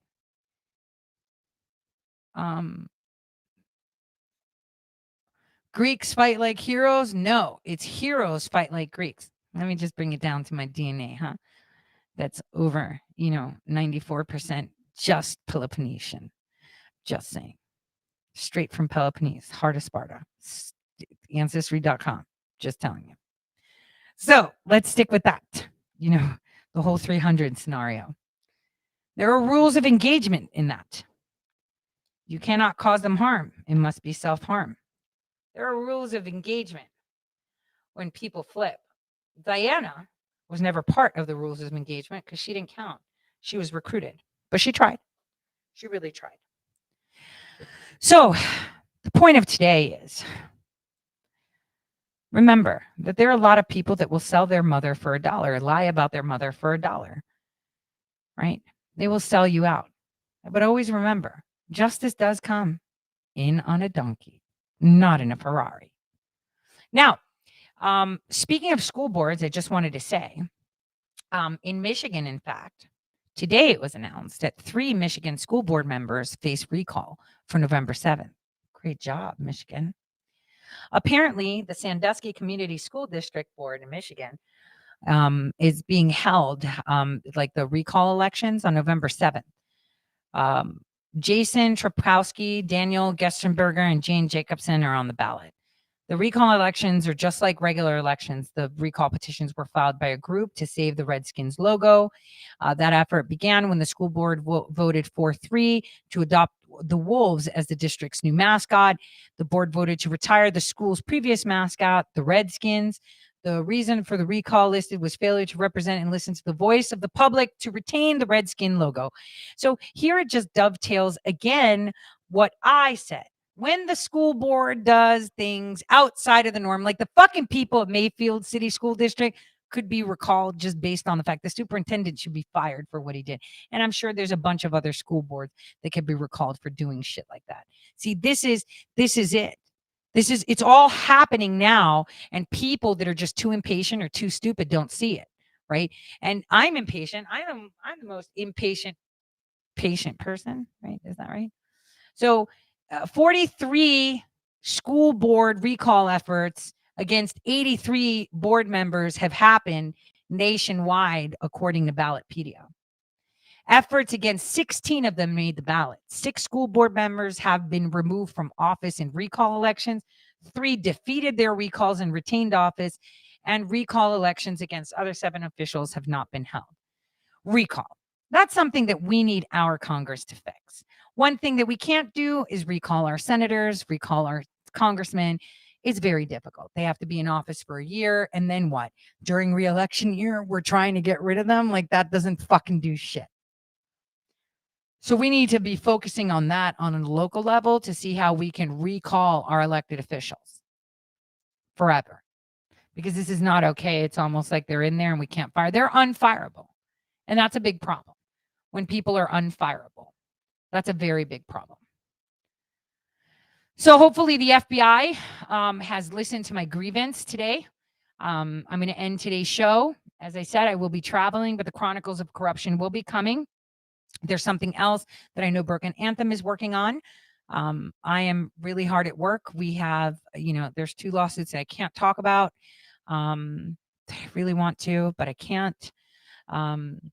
There's a lot of things happening, and there are some reports that I'm going to be putting out in regards to the migrant situation, something that I've stated before.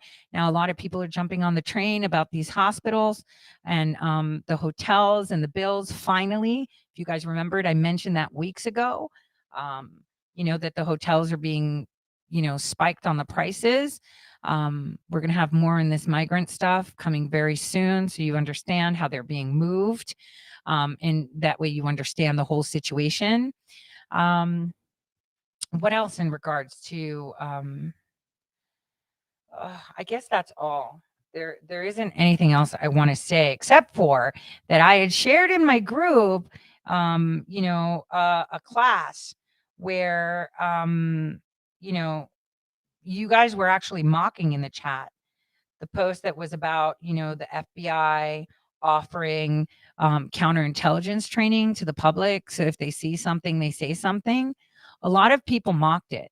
Now we have to understand that not everyone in the FBI is out to get people, right?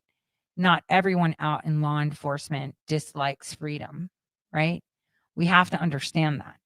And so if they're offering classes for you to understand when there's a threat in counterintelligence operations, you should be paying attention to that. Whatever's free, you should attend it. Not because you're going to drink the Kool-Aid, but you're going to learn what they're putting out. And that's the concern here.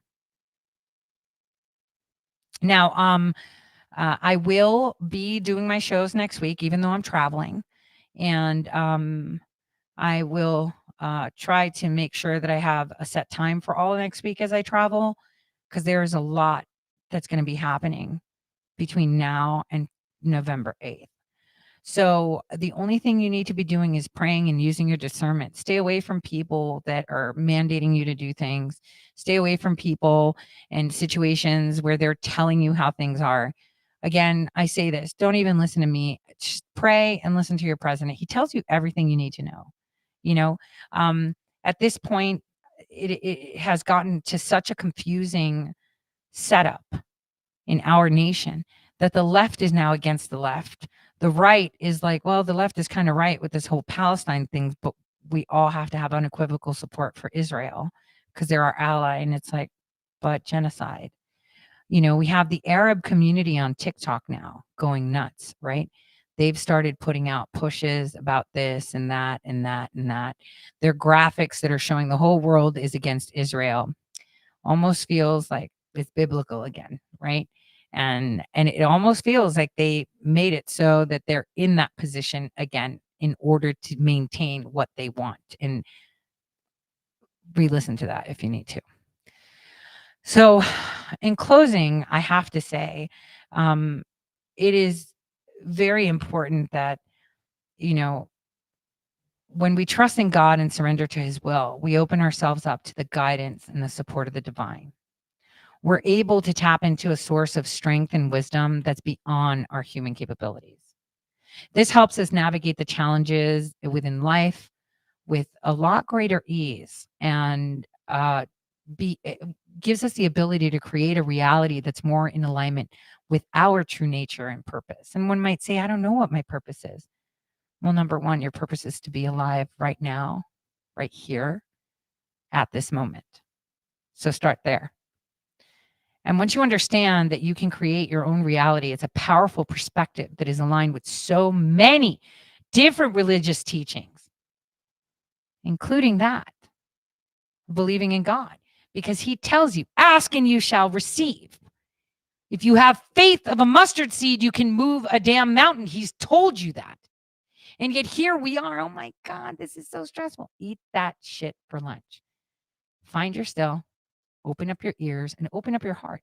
Because there's a lot of salty things I want to say and I won't, only because I feel bad for what's coming for people.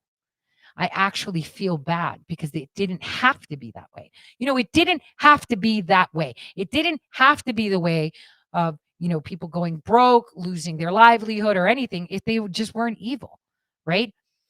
All you have to do is be good. God will not drop you if you're good. If you're getting all this, obviously you get a lot of attacks, right? I get a shit ton of attacks. We're talking physical, mental, psychological, financial. You give it to me, I'm attacked. But for some reason, he keeps me up. It'll be this random, holy crap. Here it is. It'll be this, it'll be that. And I'll be like, whoa, well, that countered the bad. I can't really bitch about it, can I? But people that are constantly getting attacked and failing and never seeing that, that lift me up from God, you're on the wrong path, because it's true. You only get flack from Satan when you're doing good.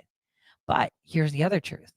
You always get a lot of flack from Satan when you're contemplating if you're going to go with God. And what Satan does is he gives you little solutions. And I remember saying this live on air. Guys, when I was in a really, really bad spot in my life, I thought of ways to mitigate my situation. I was like, I'm going to do this. I'm going to do that. I'm going to do this. Everything I tried to mitigate failed, right? I'm going to do this. Oh, well, I could do that. I tried to mitigate it in every way I could that was legally sound and didn't have me crawl back to the people that told me to go bon fucking voyage, right? And so rather than me turn and crawl back to the IC and fucking Pearl and shit, I was like, no, I'm going to do it like this. Fucking door blocked. I'm going to do this, blocked. Like every single place I went to, block, block, block. And it was like, you know what? I'm going to stop trying. God, I'm done. I've done everything. I completely surrender to you. Deal with it, or else I'm going to kill myself. Like that is basically where I was. I was going to kill myself. And I was like, you know what? No, you're going to fix it for me. And you're going to show me that if I trust you, everything happens. And I have faith in you because this is my last hoo-ha, right? And it happened. So I'm living proof.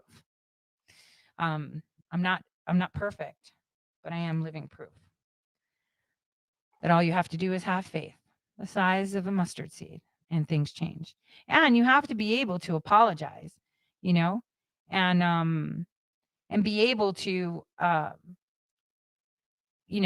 have some introspection. We should all be looking within ourselves for answers, because what's coming this week is going to be pure insanity. This is the foundations for a wild, wild November. And wait till you see their surprise. Oh boy, have we mitigated that little bitch. Wait till you see their November surprise. Now, on that note, I want to strongly advise for those of you that have the time to maybe sign up for an anti-terror course, right? What the feds say you should see, it's free.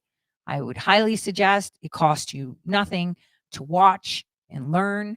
You can't say, oh, it's stupid. Just freaking see what they have to offer you, because there might be one sentence, one thing they tell you that may be valuable for you in the future that's near or far or to come.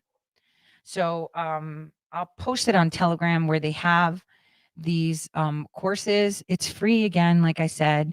Sign up for one of these anti-terror. See something, say something. It's really, really important. The more information we have, the better. Now, most of this information that we get in general all day, it's not 100%, right? A lot of it is bullshit. But what we have to do is just obtain information. It doesn't mean shit. Obtain as much information as you can and push it over. Oh, and on that note, I just want to gloat. Didn't I tell you about Newsom? So why is he at the Forbidden City meeting with President Xi? See, people don't understand. There's a plan, but okay. Other people know better. And people distance themselves from the people that are doing good because it doesn't pay. Because what they thought was the plan was a plan being executed by people they didn't know.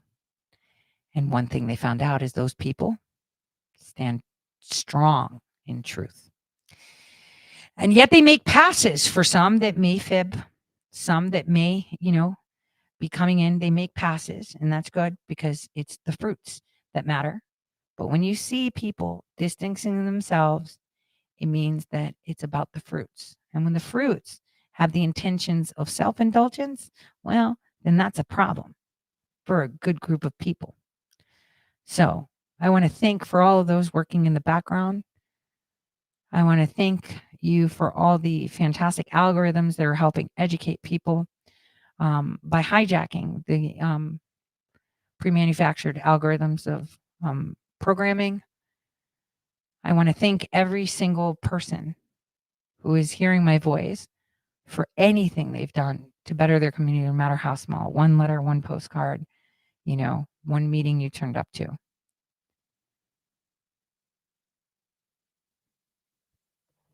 I'm going to have to disconnect the other channels because I want to play some music to get you guys in the mood. So Facebook and YouTube, sorry, gotta torch you. Come over to